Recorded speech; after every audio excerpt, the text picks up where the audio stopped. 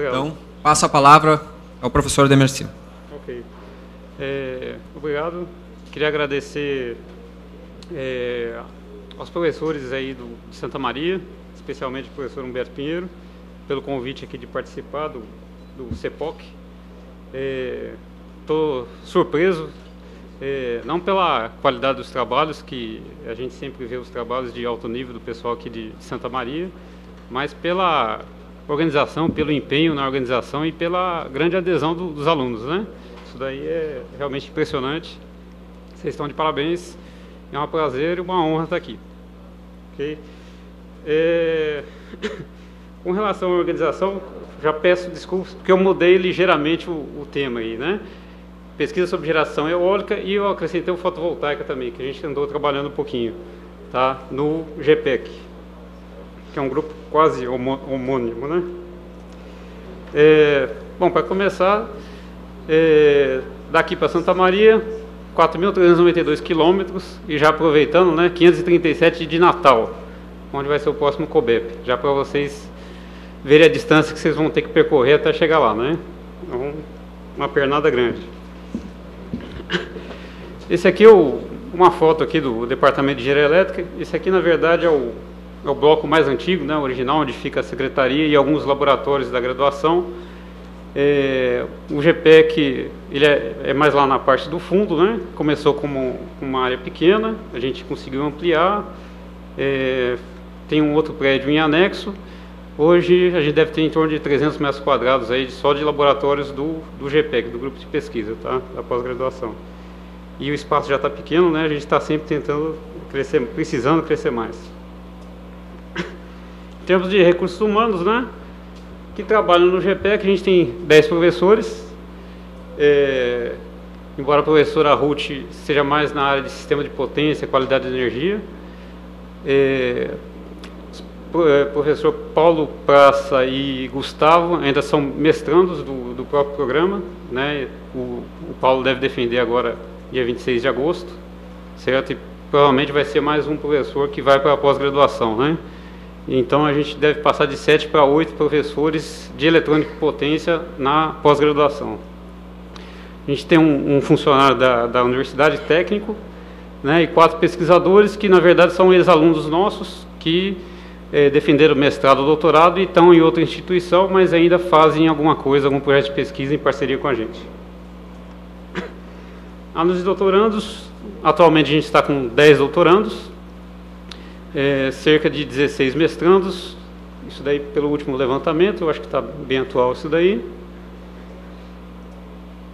Bolsistas de iniciação científica, a gente sempre procura trazer bastante aluno da graduação, exatamente pensando já puxar para o mestrado, e eventualmente a gente até exporta esses alunos, né, para vocês, para Florianópolis, tem acontecido. Os outros professores também têm alunos de iniciação científica, então a gente aí tem em torno de 50 a 60 alunos aí trabalhando no laboratório. Bom, minha apresentação vai ser bem genérica, para mostrar de uma forma geral tudo que a gente tem feito, então vão ser transparências rápidas, ok? Então a gente passou bastante tempo trabalhando com conversores com alto ganho de tensão, né? A motivação crescente o uso de fontes de energia renovável, painel fotovoltaico e baterias em sistemas isolados ou mesmo interligados, onde a gente tem uma baixa tensão de entrada e normalmente a gente tem que jogar isso para um inversor, né? Então a gente tem 12, 24 ou 48 volts, tem que levar isso para 200 ou 400 volts. Isso daí é uma tarefa complicada se a gente for pensar em termos de um boost convencional, que seria a solução padrão, já que para a razão cíclica alta tem um problema de controle, mas também o semicondutor do boost fica submetido a alta corrente de entrada e alta tensão de saída. Isso aí decresce o rendimento e então limita a faixa de ganho de tensão do conversor. Então a gente começou a estudar alguns conversores com características de alto ganho, e conversor que apresentou a característica mais interessante que já tinha sido desenvolvida, né? A gente encontrou várias soluções, né? Mas a mais interessante que a gente encontrou foi essa desenvolvida pelo Roger Gulis, né, em 2003, onde ele usa um boost interleaved, né, associado a uma célula multiplicador de tensão. Né, e aí ele conseguiu, se não me engano, de 24 para 200 volts, ou 48 para 400, eu não estou muito bem lembrado. Com um alto rendimento, eu acho que ele conseguiu acima de 95%. Certo? Então a gente procurou seguir essa linha. Tem características interessantes, que a corrente de entrada é contínua, outras soluções por aí afora tem corrente de entrada meio pulsada, certo? Então isso é uma característica importante também. Então a gente propôs, o professor René tem trabalhado bastante com essa célula de 3 estados, então a gente também tem usado isso daí. Então a gente acoplou na célula de 3 estados um secundário. Ao invés de isolar, a gente simplesmente conectou em série com o próprio primário, o próprio capacitor de saída. E aí a gente consegue um alto ganho de tensão mexendo na relação de transformação. Ok? E aí a gente conseguiu uma tensão de entrada aí entre 42 e 54 volts, para saída de 400 volts, 1 kW, 25 kHz, uma tensão aí de 96,5% e 94, 94,5% na potência nominal. O que ficou mais ou menos dentro do que o artigo que a gente tinha visto do Roger Woods, né, obteve. Ficou uma performance semelhante. Né, de forma semelhante, a gente fez o boost interleaved, só que acoplando os indutores. Né? As características, as formas de onda são bem semelhantes, acabam ficando bem semelhantes da célula de 3 estados. Tá? Só que aqui a gente fez por uma tensão de entrada de 24 e saída de 200. Então a corrente um pouco mais alta de entrada, o rendimento deu um pouco mais baixo, mas deu um bom rendimento. E aí vem a pergunta, né? É mais vantagem você usar acoplamento magnético para fazer o ganho de tensão ou célula multiplicador de tensão? Né? Ainda é uma questão em aberto, né? Então, uma aluna do professor René, uma boliviana inclusive, trabalhou nessa topologia aqui, né? E ela implementou a versão com 2 células multiplicadoras e a versão com 3 células, certo? Para as mesmas especificações que foram feitas nos outros conversores, tá? Então, entre 42 e 54 de entrada, 400 volts de saída, 25 kHz e 1000 watts, ok? E o rendimento obtido aí foi bem alto aí, atingiu 97, 98%, e em potência nominal aí acima de 95%.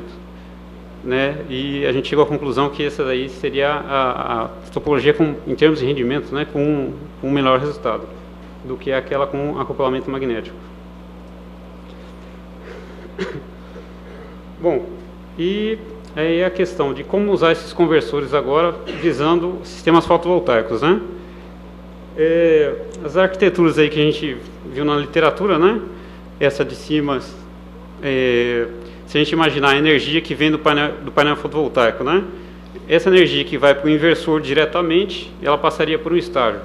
Se ela for armazenada na bateria, ela passaria por 1, 2 e quando fosse reaproveitada por 3 estágios de processamento. Nessa outra configuração de baixo, né? A energia que vem do painel passaria por um conversor, se ela for aproveitada direto para o inversor, passaria por um segundo estágio, esse estágio de alto ganho, certo? E se ela for armazenada na bateria, também por 2 estágios, ok? Então a gente propôs aí uma configuração nova, né? Onde a energia que passa do painel passa, na verdade, só por um estágio de processamento, e quando ela vai para a bateria e vai para o inversor, ela passa por 2 estágios, ok? Então ela tem um estágio a menos de processamento aí nessa história. Né? E a gente aplicou essa ideia aí em diferentes conversores, né? E isso daí, na verdade, seria a ideia da tese do professor Paulo Praça, né? Vai ser nossa primeira tese de doutorado. Então, primeiro a gente aplicou na topologia Boost Half-Bridge, né, usando acoplamento magnético, ok? Onde o painel fotovoltaico fica conectado no link CC. Né? Então, a gente tem um conversor classe C, na verdade, nesse lado primário, a gente tem bidirecionalidade no lado de baixa tensão e unidirecionalidade para o lado que vai para o link CC do inversor, ok? E aí a energia do painel que vai direto para o inversor vai pelo half-bridge e o que vai da bateria pelo boost half-bridge, ok? Uma outra topologia seria que eu chamei de buck boost half-bridge, certo? Com um multiplicador de tensão associado, tem uma característica semelhante aí em termos dos caminhos aí da potência, ok? E uma última topologia que ele trabalhou foi essa Boost F-Bridge com a célula de 3 estados, onde a gente está usando 4 chaves aí para minimizar esforços e melhorar o rendimento do sistema. Felizmente ele deve estar tirando essa semana o rendimento dessa topologia, a última topologia do trabalho dele, ok? Eu ainda não tenho esse resultado para vocês. O resultado das outras topologias ficou acima de 95%, a gente espera um resultado melhor do que isso daí, ok? Conversores para conversão eólico-elétrica. Esse aqui o professor Fernando, ele não gosta muito do termo geração eólica, né? Ele fala que a gente não gera vento, né? Certo? Ele gosta mais do termo conversão eólio-elétrica.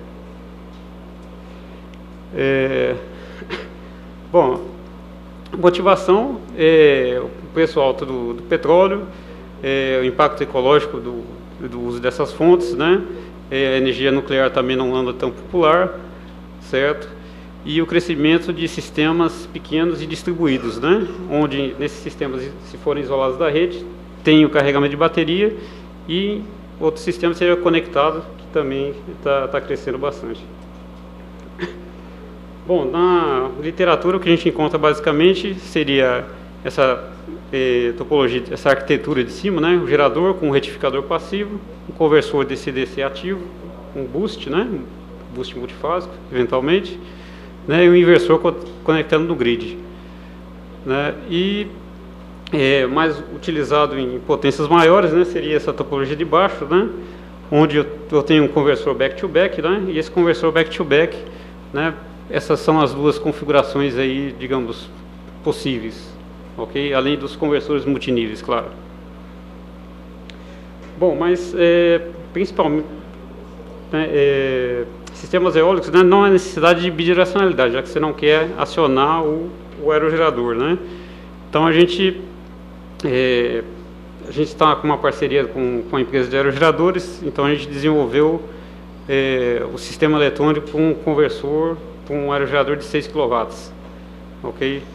Então a gente pensou em questão de minimizar o custo, né? Então a gente propôs o uso de 3 bridges monofásicos, certo? Onde a gente usa 6 chaves todos no ponto comum, então não preciso gastar muito dinheiro com driver, se for pensar nisso daí. E também não tem problema de custo de braço, ok? E a gente esperava um alto rendimento, já que o conversor bridgeless, em aplicação de retificação monofásico, dava um rendimento bom. Então a gente fez com essas especificações, tensão de entrada variando de 110 a 220, né? A frequência na verdade varia de 30 a 60 Hz. A tensão do barramento a gente deixou flutuar um pouquinho, já que para potência menor o inversor também pode ficar com uma tensão de barramento um pouquinho mais baixo, certo? A gente procurou melhorar o rendimento, né? 50 kHz, 5 kVA.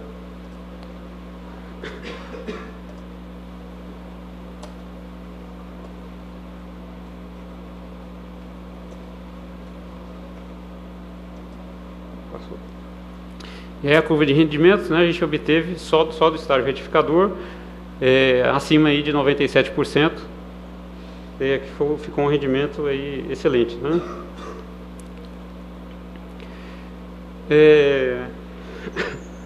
Além disso, né, na verdade essa daí foi a primeira topologia que a gente fez, né? Onde isso daí, digamos que o correto seria comparar com aquela solução com um retificador passivo, né, onde tem um filtro capacitivo, e aí eu tenho alta distorção harmônica de corrente na entrada, certo? Então a ideia foi manter a simplicidade aí de apenas 3 chaves com um emissor comum, certo? E aproveitar isso para elevar a tensão do barramento, fazer a regulação de tensão, mas também para corrigir um pouco do fator de potência, né? Como eu tenho 3 chaves só na parte de baixo, fatalmente eu só consigo corrigir um semiciclo, certo? Mas de qualquer forma, o THD aqui fica abaixo de 20%, que já é uma melhoria em relação a um retificador com filtro capacitivo puro, ok? E pela simplicidade, né, a gente acha que tem um nicho aí para baixa potência, ok?